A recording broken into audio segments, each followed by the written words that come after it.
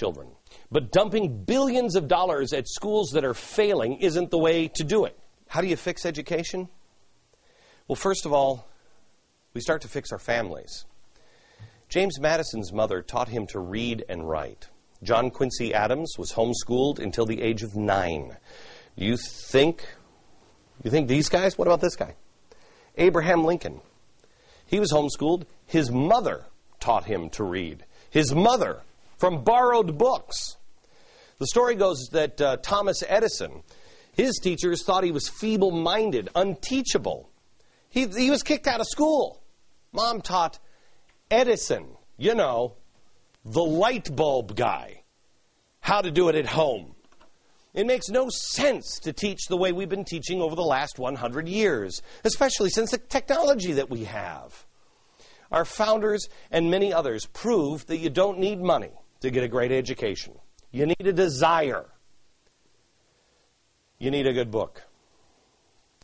We need to get control of our schools back to the parents, back to the states. The best way to do this is to abolish the Department of Education. We certainly don't need to be giving them more money. I'm Ben Stein. The Department of Education does not teach one child how to read or do arithmetic. It needs to go. Goodbye, Department of Education. It's time to take on the defense budget. Roll up your sleeves. Here we go. The United States spends approximately $102 billion to maintain our troops around the rest of the world. Watch this. This is for our fleets around the world, the bases overseas. Okay, $102 billion on overseas defense. Add to that about $148 billion just on Iraq and Afghanistan. That's $250 billion. Why? Why? Half of the world's expenditures. Why? Here's the deal. I'm tired of being the world's policeman. We can't do it anymore. But in most cases, we're not the world's policemen. We're the world's loiterers. We need to have a new no loitering policy. And that policy comes from the progressives. The Republicans, they say, we're going to send the green helmets in, and we're going to nation build our way to global security. Be more like us. The liberals, the Democratic progressives, they say we'll do it through the United Nations. We'll send in the blue helmets, which we pay for. This doesn't work. The idea of let's take our armies and eventually put blue helmets or green helmets on them doesn't work. I don't want a global government. I don't want a global military force. And for all of the Donald Rumsfelds out there who are watching me cursing me out right now because this is no time to get rid and cut defense spending, this will help. Are you ready?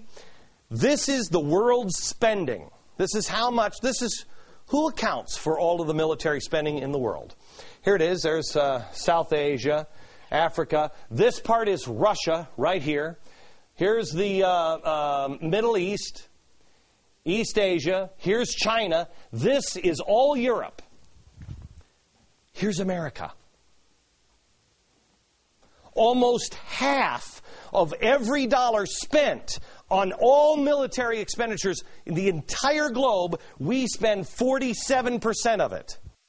The next biggest spender is Europe. That, by the way, is not a country. That's a whole collection of countries. 20%. $289 billion is what they spend on military-related expenses. $289 billion for everything. We spend $250 billion protecting their ass and fighting a war we're supposed to be partners with. For our defense? Don't tell me we can't afford to cut back, because we can. We've already found over $400 billion to trim from the budget, and we've just done a few things. All we need is commitment and common sense.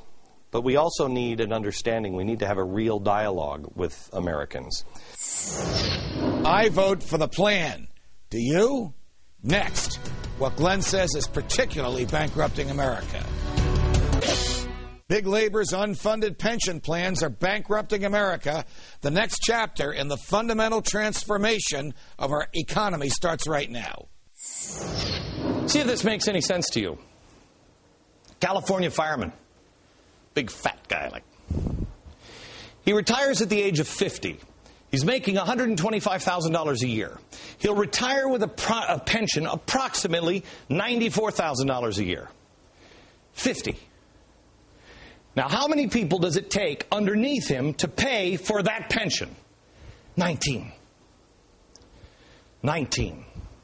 19 firemen underneath him paying for his retirement, making $50,000 a year, and putting 10% of their salaries into his pension.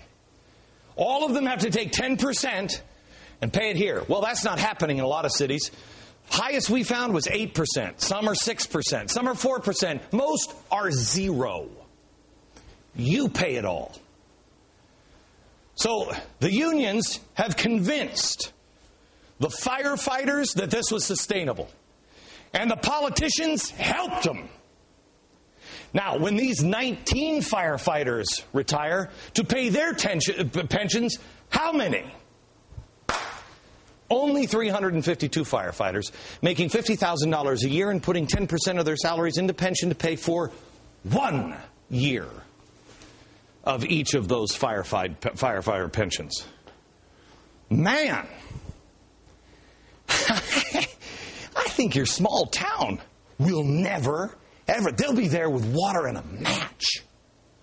How many firefighters do you need, America? You see, we all wanted to buy into the bull crap. We all said it'll never get worse than this. We all said it'll never end. We all bought into the lie that you can have it all. It's a lie. It works for one generation. One. And then what?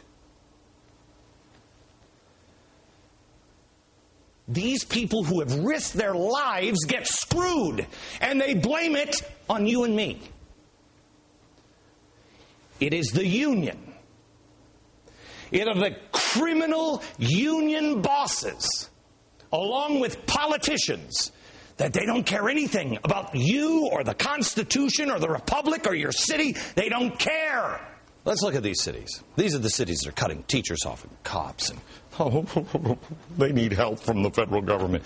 Let's just see how many of these economies are being collapsed by the Workers of the World Unite unions and their pensions.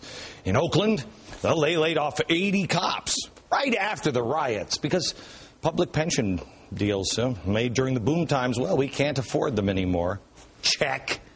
Philadelphia, unions are fighting to keep devastating pension plans on the books, like the deferred retirement option that now has cost the city $258 million in the last 10 years. Check. Baltimore, the unions fighting pension reductions, even though the cuts are necessary to avert fiscal disaster in the city. Check. Newark, $16.7 million deficit. Chicago, don't worry about Chicago. Chicago, here's their budget. No biggie with Chicago. They're only $654 million in the hole. But they got nice fountains. All of these cities are falling apart. Yeah, I don't think it's the tough economy or the Bush politics. I'm not a fan of George W. Bush. But no one in the media will tell you that. No. I'm a big Republican. It's all the economy. All the economy is doing is exposing and accelerating what the progressives want to do in the first place, collapse the system and start all over again, because this is antiquated. This Constitution is old and dusty. They're doing a pretty good job, no? Progressivism is a cancer. And if we keep going down this road, all of our cities will be crumbling because you'll be paying for the dirtbag cities that made choices to do crazy stuff that you weren't involved in. I'm Ben Stein. There is no doubt that pension plans and benefits and guarantees for government workers in the states and municipalities of America are going to wreak havoc. They're already wreaking havoc. It can't last. There is no reason why a hard-working taxi driver or bank teller should have to subsidize at astronomical pension rates a retired civil servant. It's just not right, and it's going to bankrupt America. Next, I'm going to tie this crash course all together. Back in a moment. So here's what we learned during tonight's crash course on the destruction of the U.S. economy. Let's go over it once again. A man named Richard Cloward and a woman named Frances Fox Piven gave birth to a strategy to economically collapse America so a new system could be put in place where the rich step down so the poor can step up to power. That strategy was adopted by Acorn. We are Acorn! We are Acorn! Mighty, mighty Acorn! Mighty, mighty Acorn! Students for a Democratic Society, and loads of other progressives and radicals who are now helping ruin our country. You never want a serious crisis to go to waste. We learned that the trillion-dollar health care bill is a massive redistribution of wealth. Even the New York Times says so. It's 1/6 of our economy, and the president admits the bill is being used to transform the economy, just gradually, though, and not in one fell swoop. Yes, it's 1/6 of the economy, but we're not transforming 1/6 of the economy all in one fell swoop. The financial reform bill, we learned, is a financial disaster. How do we pass a law that passes the buck from lawmakers to appointed bureaucrats? It takes 2,300 pages just to outline the different groups of people who can later come and figure this out. What is wrong with us, America? So was the takeover of General Motors. Taxpayers are being promised they're going to get all their money back from that, but where's the money coming from? They took this money, along with a little bit more of yours, and put it in here in a government loan bucket. Then they took that money and gave it to GM. Well, GM needed to pay that money back. So here's what they did. They took this money back 5 years early, you know.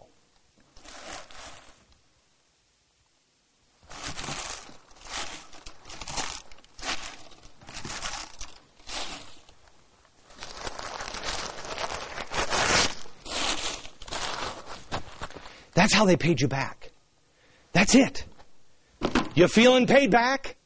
We learned that Glenn, along with the Cato Institute, found $400 billion to trim from the federal budget. And we learned that big labor's unfunded pension plans are bankrupting America. I'll tell you what's coming up tomorrow, next. That's it for tonight. A special big thanks to Ben Stein for his enlightening commentary throughout the program. For more economic words of wisdom from Ben, his latest book is called The Little Book of Bulletproof Investing. If you want to see more of me, tune in to Freedom Watch on the Fox Business Network, Saturdays at 10 a.m. Eastern. Tomorrow night, our next crash course is on the radicals that surround the president. From New York, defending freedom. Good night, America.